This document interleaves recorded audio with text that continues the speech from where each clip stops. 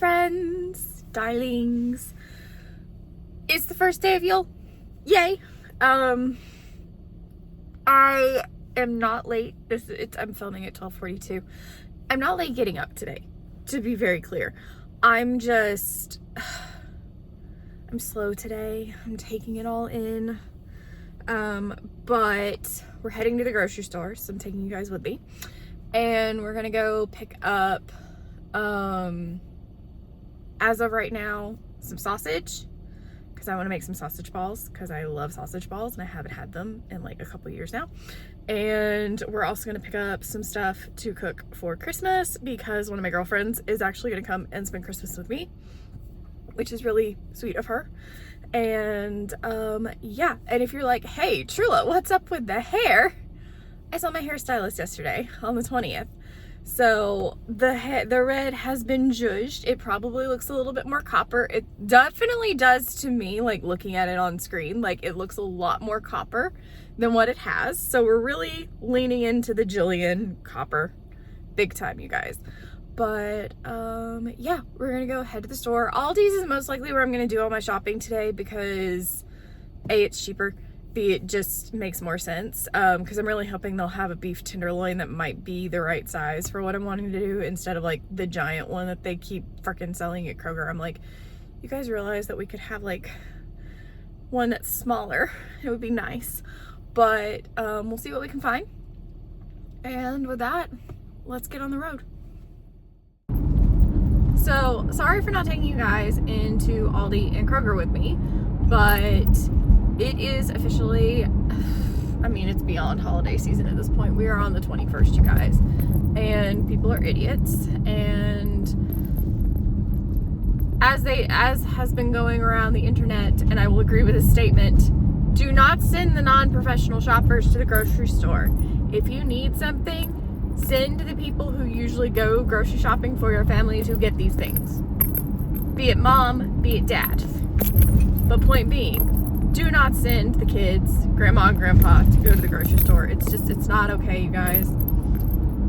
And, you know, it's just, it's a madhouse, you guys. And I'm one of those that, like, even on non-holiday grocery shopping days, I am the kind of person who is like, I'm in, I'm out. That's my thing. I know exactly what I need. I'm gonna go get exactly what I need, and then I'm going home. So yeah, we're just gonna leave it at that. And so the next little bit we'll see me doing is I will be getting started on these wonderful sausage balls, and then we will most likely be resetting the altar together, because that needs to be done today.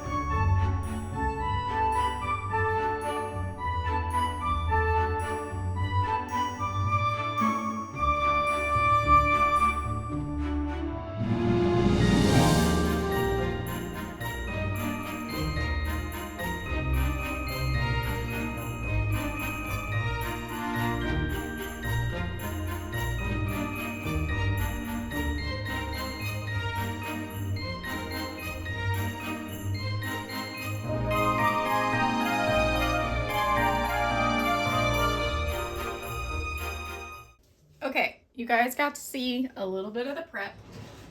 Sorry to go off camera really fast, but I forgot I need scissors, and those are not the ones we're using. So we're making sausage balls today. This recipe comes from one of my mom's friends, who has been friends with my mom forever, And so I have already pre-prepped everything, the celery, the onion, the Bisquick, the cheese is pretty much ready. I just need to grab the garlic powder because we don't measure the garlic powder even though it calls for gram measuring. So I have more onion and celery than what I need for this recipe, to be very clear. This recipe calls for 2 pounds of sausage. I combine the mild sausage from Tennessee Pride with their sage sausage because then I don't have to add sage to this, because honestly, this just adds a little more oomph to it in my opinion. So, yeah, so we're just gonna get this little sucker open. And you're gonna want a big bowl to do this in, you guys. This makes life so much better to just do it with a big bowl. So we do a pound of sage sausage. Like I said, this is not how she does it. She usually does it with 2 things of Jimmy Dean sausage. This is the way my mom and I tweaked the recipe for us. So we've got a pound of sage sausage in here. And I have my little garbage bag behind me that y'all can't see. But it makes life just a little bit easier to have a little bag behind you to collect all the garbage in if you don't want to pull your garbage into the kitchen. Because I hate doing that. And then we're going to take our mild. You can switch this out. I have done this with deer sausage before. And honestly, doing it with deer sausage is even better, especially if it's like seasoned summer deer sausage. Oh my God, that's like A++ right there, in my opinion, to be honest with you. So then we're going to take our mild sausage and toss it in here as well. So we've got that. And then it calls for, technically it's a teaspoon of garlic. We will season to our heart's content on the garlic situation. So I'm going to sprinkle a way more than half a teaspoon in here. Next up, technically it's a half a cup of onion. I used half of an onion to do this, so I'm just going to use the whole thing. And I will reuse the rest of the onion that I picked up later, so that can go in the sink. Same thing with the celery. You can do a half a cup of celery. I did more. I like mine to be crunchy, you guys. I'm going to save the Bisquick, but I'm going to go ahead and kind of, with my hands, start to kind of mush all this together. Just a little bit. I like to go ahead and like massage it like it's dough. Because once we add the Bisquick and the cheese in here, it becomes a whole entire thing. So I'm just like, massage it together. Makes me think of making dumpling mix for gyoza is what this makes me think of. And part of me kind of like, should we put a little soy sauce in it? Probably not.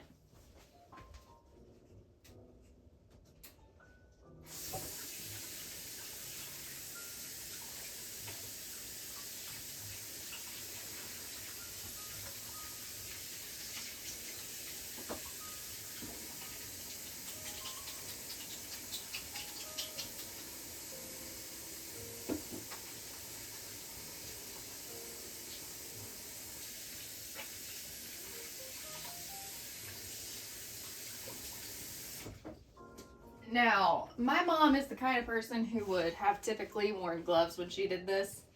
I'm not a gloves girl. Never have been, never will be. It's okay. So, we have a 3-cup bag of Sharp Cheddar cheese. You can use whatever cheese you want, you guys. But this is 3 cups.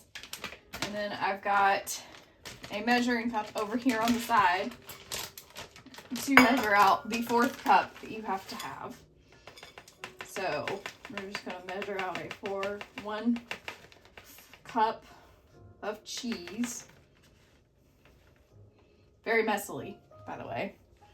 So we have 4 cups of cheese in here. And then I'm going to probably snack on the rest of this cheese as we go.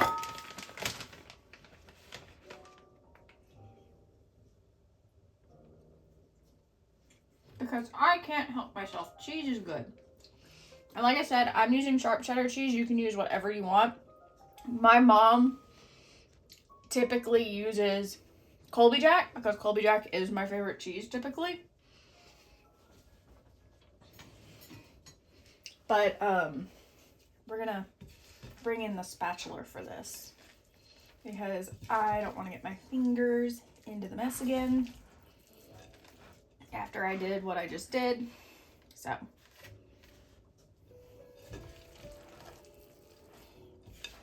just casually mix the cheese in. Fold the cheese. Anyways, so we're just gonna casually do this. Actually, you know what?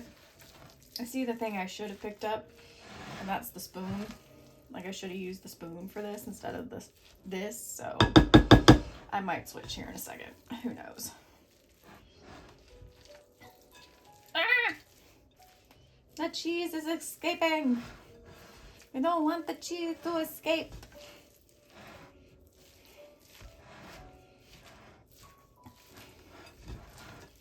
I love making these, you guys. It's always a handful, like, just to make them. But God, do I love, like, the end product of all of this when I get done making my sausage balls. Oh. And they're gonna be cheesy. Last but not least is our Bisquick. Again, I have kind of accidentally overfilled this just a little bit.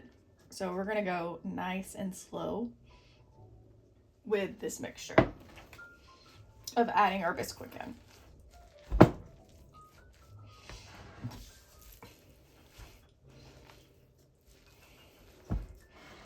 And yes, using your hands is a little bit more thorough with these things, but considering I'm about to have to handle all of this when I get ready to make it into the little sausage balls that it should be, I would prefer to keep my hands out of it as long as I can. Again, my mom usually wears gloves to do this, the mixing part, and I'm just like, sorry y'all, I'm cheating. I'm cheating today, it's fine. So we're gonna add in a little bit more Bisquick.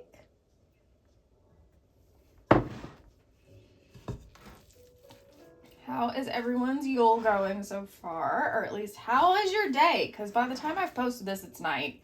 Most of y'all won't have watched this until tomorrow, if you watch it at all. But that's okay. That's why I create content. I really create this to kind of be more of a documentary style of my life, that I have things that I can remember and cool things. But anyways, not the point. How was your day? Did you get all the things you wanted done? So, okay, we're getting there. Last bit of Bisquick. And I'm going to disappear from the camera for a second. And then we will start folding this in. If I don't spill it all over myself first.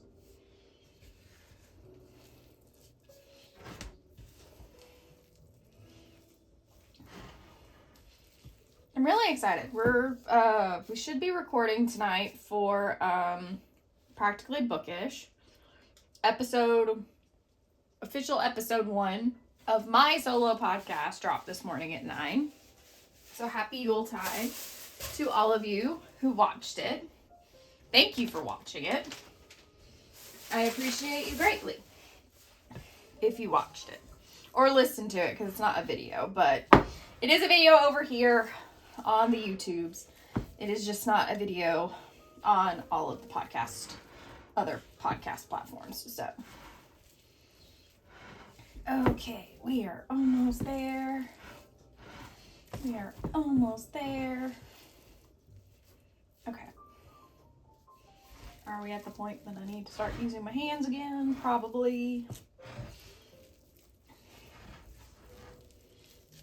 Oh. But anyways. I'm just happy if you're here and you're watching my content, you guys. And yes, I'm going to steal another bite of cheese because I can't help myself.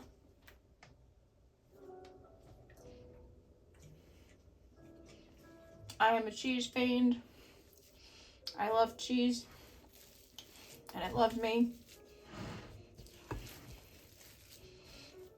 I will make sure I put the recipe for the sausage balls down in the description, you guys.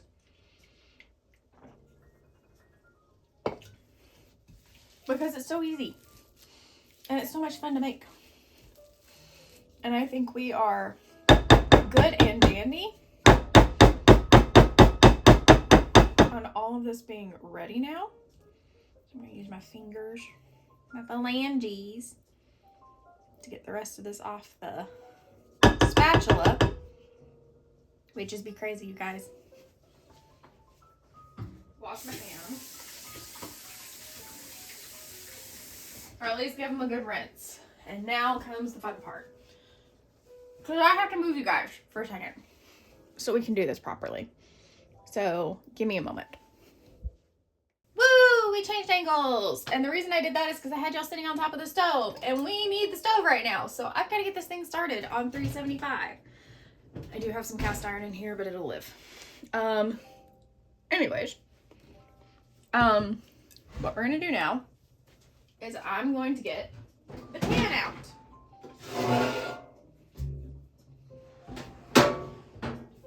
Bloop. This is my favorite pan. I love this thing. It has been through hell and back, but we love it. It works. And so what we're going to do while the oven is preheating, we're going to take our pan and we're going to take our parchment paper. I highly recommend when you're doing stuff like this, use your parchment paper. And so we are going to measure out a slice of parchment paper for our pan. And if it's a little more, it's fine.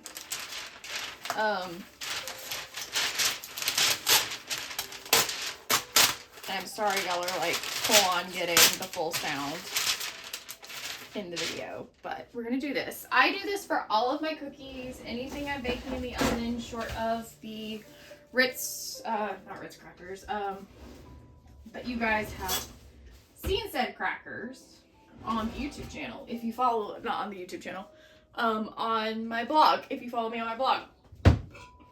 Oh, excuse me. I did not mean to burp like that in y'all's ears. Let me find my handy dandy tool because I love this handy dandy tool and it's my favorite handy dandy tool. And it should be probably in the baking stuff. Oh, it is in the baking stuff, yes. I know y'all are hearing all this and I'm sorry. Y'all just gotta deal with the noise for a minute.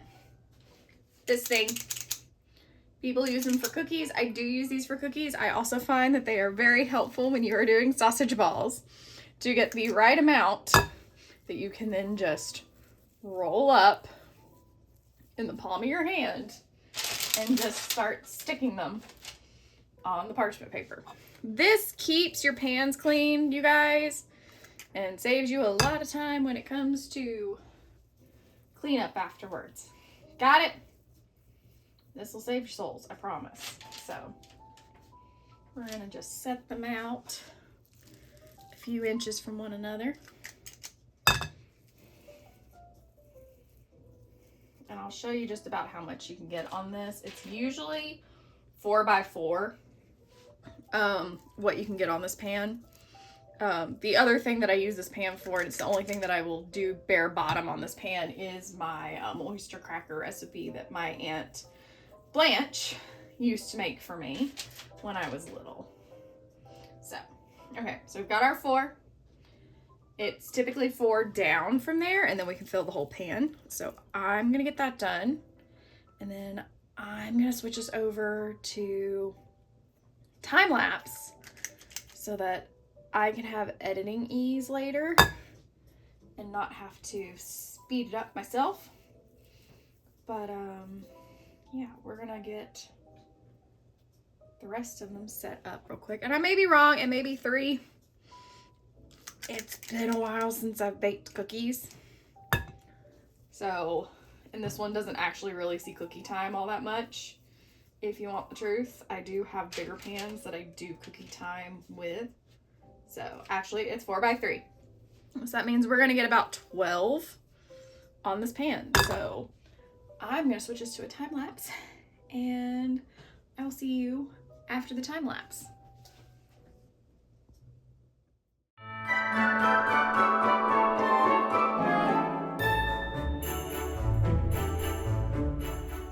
Time lapses are fun, aren't they?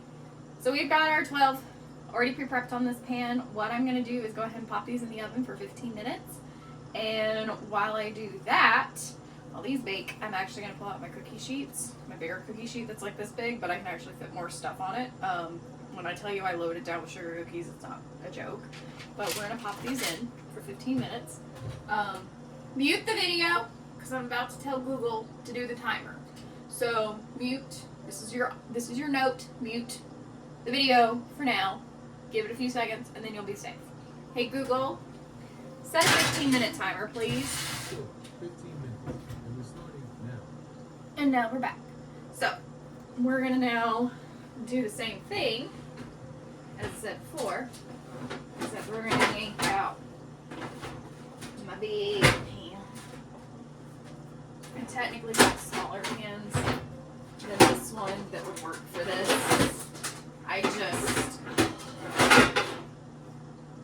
I get that under the oven is supposed to be a warming spot, you guys, but I don't get it.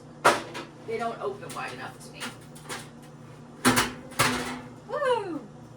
You can definitely fit at least 5, and I think 5 across. So yay there.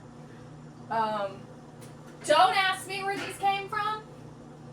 I'm pretty sure they're restaurant level that my grandmother had in her house, and I hijacked when she passed away. Sorry, not sorry. They're mine.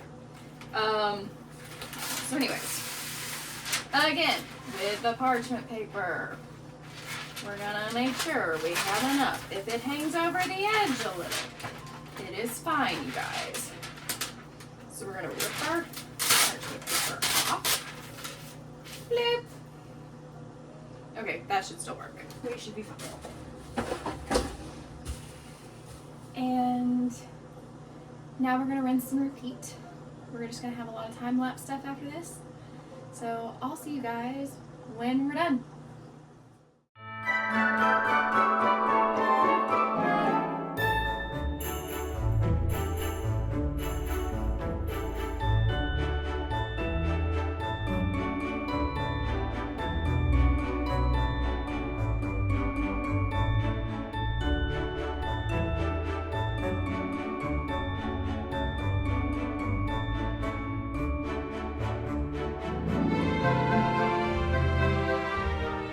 Okay, while the second round of sausage balls are cooking, we're gonna work on the altar. Typically, I would have already done this, but your girl figured, hey, we'll wait till now, and I'll do it with you guys. And is this not the cutest little thing that I can actually burn things in? Local pottery maker, who I will link in the description, makes these, and I found this at Pagan Pride, and she is now my local like cauldron dealer for this. Like, I've got so many plans to get friends these as gifts. So I am lighting my little stick of Palo Santo. Before anyone comes at me in the comments, I've had this for a while when I was still a baby witch, and I have not purchased anymore. I do have cedar bundles that I will eventually be using once they have properly dried out and I can use them. But I'm going to keep using what I got until it's gone, just to make my life easier. So we are smoke cleansing, and I always cleanse the space. We always cleanse the space, you guys. I will even do under the table just because it is me, and we will be better safe than sorry. Look, I even smoke cleanse myself. I love the smell of Palo Santo. It is one of my favorite things, and so I will enjoy it. So we're gonna plop that in here and just let it keep doing its thing. I'm actually gonna sit it underneath. And now we get to do all of my favorite parts, where when I say that. It's like, I get to do all the fun decorating. And you may be like, Trilla, where'd you get your altar cloth? I made this. Back before Joanne's deceased, R.I.P., I picked up this fabric and I made this. And all it is simple. I just flipped the edge of the fabric over and hemmed it. Simple.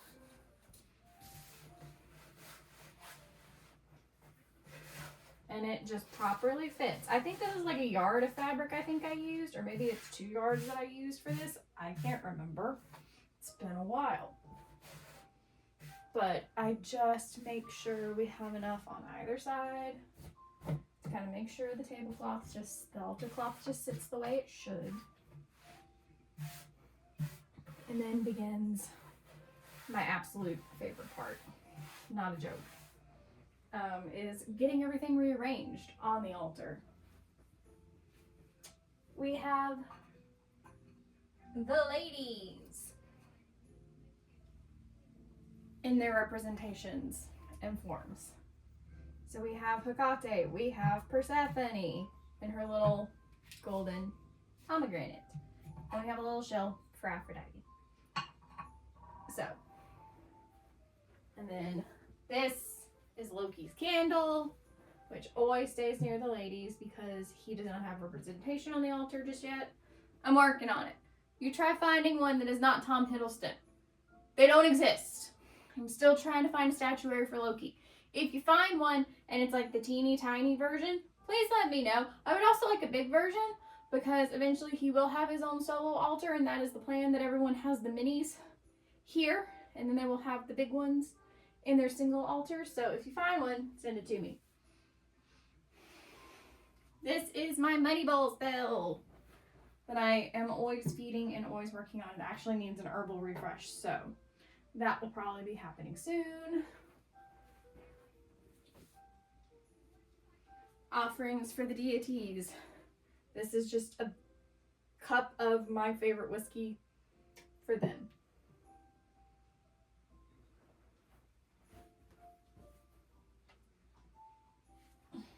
This is nothing special, it just is what it is.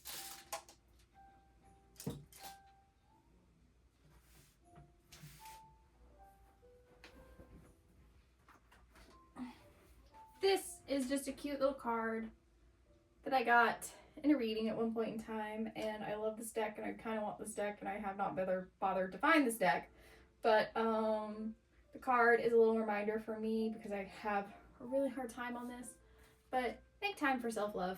It's my favorite little card, so I keep it. It stays on the altar. And then we have the cards of the year for both the world and my year, which won't get changed until May, but I will actually have to figure out the card of the year for the world. So 2 cards are the Hermit and the Tower. Don't ask me which is which because it's been a hot minute. And I do use a very specific deck for this. This is the first edition of Lady Moonco's Sirens of Song Tarot. These cards are too thick for me to properly shuffle the way that I prefer to shuffle. So therefore, I use them as my cards of the year for my altar. And that is how this deck gets honored, and it is wonderful. So we have our tray. And then in this little box, it is a Hecate thing, and I have little like things I've written, little fortunes I've gotten over the year. I take them, I tuck them in here, and then at the end of the year I burn them. So that is coming up on New Year's Eve. Next, we have my little green bowls that I've had thanks to one of my friends. Greta, if you're watching, thank you for these. These have come in handy for lots of decorating purposes. And so I am just going to gently arrange them here on the altar in a way that I think looks pretty. So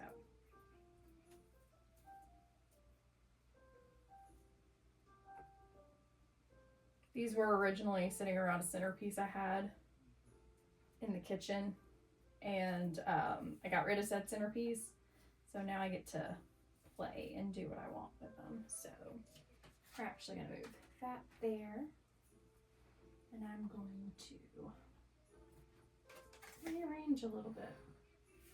And if you're like, does your altar have to be so photo aesthetic? No, it does not. Mine just happens to be right when I walk in the door of my apartment. Like, that is the door to my apartment, you guys. And so I like to have mine. I like it to look pretty. I do like it to look pretty when you first come in, because it is kind of a first impressions type thing to me. And so I prefer to do it as much as I can to make it look pretty. And that's okay. You don't have to have visually aesthetically pleasing altars. It's not mandatory. No deity is gonna get mad at you if it's not photo aesthetically pleasing. Like, I promise you, no one's gonna get mad. I just like it because it's something that lets me get my creativity out. So, and I'm just gently adding my boughs, and then I will show you guys what this looks like when I am done.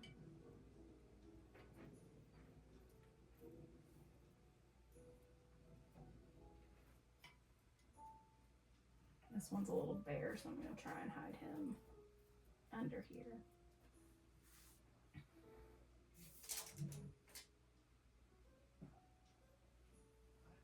Okay, now let me grab you guys off of the tripod.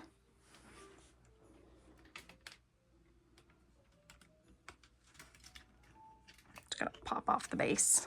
And now you guys can see what it all looks like. Just all the little vibes.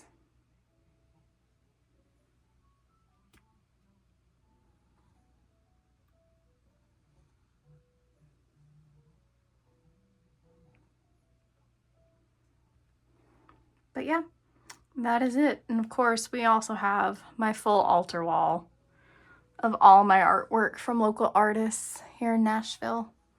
My little hidden Loki right there. All my little favorites. So yeah, this is the altar. Well, was not expecting this to happen today, of all things, and it's heartbreaking, but I have ordered the replacement, to be brutally honest, but just to kind of show you guys what happened. Yeah, so one of my Fable plates fell from up here because stupid shit. And I've already ordered the replacement, but I'm like really heartbroken that this happened at all. So I have ordered a singleton, and yeah, heartbreaking because these plates are freaking amazing, you guys. Like, to be very honest, I'm in love with these plates. They've been amazingly durable. Like, I'm in love. Would love to have multiple sets of these in the color that I've chosen because I love this desert taupe color. But yeah, it fell and broke. So I am just now putting the vlog together, getting ready to render it and post it for you guys. Just wanted to say I hope you guys enjoy this. It wasn't as full as I would have liked it to have been, just because today was also practically bookish recording day, even though we didn't record tonight. If you've seen our threads, we did not record tonight. We worked on a couple outlines that we can double record later on, but yeah. So with that, I will see you guys tomorrow for tomorrow's vlog. I work from home, so I will be probably not vlogging until after work, but I might give you guys a little sneak peek into just me sitting at my desk tomorrow. And yeah, anyways, I love you all, and until our next cup of tea.